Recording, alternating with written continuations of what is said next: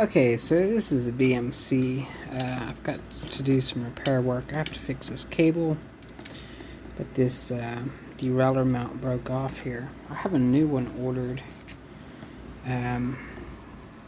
So I plan to cut these rivets out, take the seat post out, and drop the back of the rivets out through the seat post. However, I don't have a drill bit. And I don't have a Dremel. I was going to buy a Dremel to do this job, and it seemed like kind of a waste since it's just a basic rivet. So I wanted to show an alternative technique.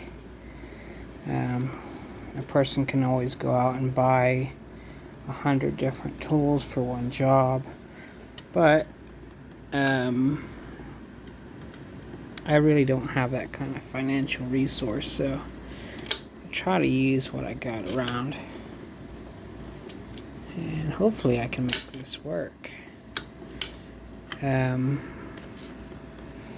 think it's gonna work fine though, because this bottom one here is already almost cut out. Not so great for my knife tip, but I think I can straighten it out. Yeah, it straightens pretty quick. Pretty good knife.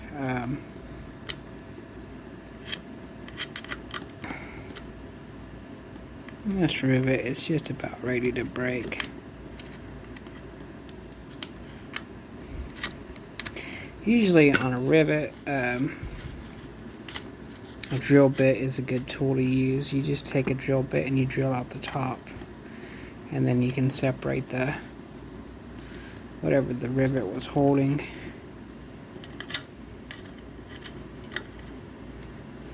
This bike's gonna go up for sale. I'm gonna throw it on maybe eBay or something like that, or if you see this bike online and you're like, oh, I want that bike, just hit me up in the comment section or whatever, because it needs to go. It's too small for me, and it is a very good bike.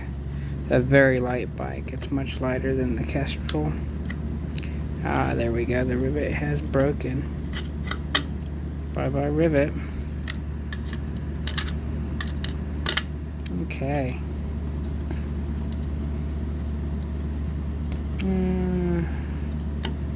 Hopefully I can get under here without cutting myself.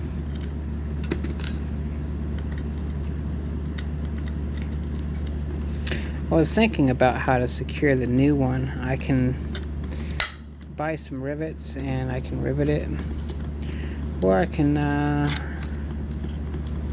create a epoxy bond and epoxy it to the frame. I've got some really strong epoxy. The problem with epoxy, if it breaks again, it might be really difficult to get off. So I might just opt with rivets or some screws. I'm not sure yet, but either way I'll have to pick some up because I don't have anything to attach that right now.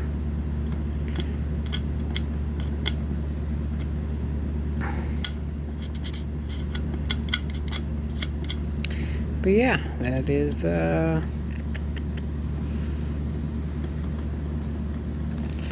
one way to remove some rivets.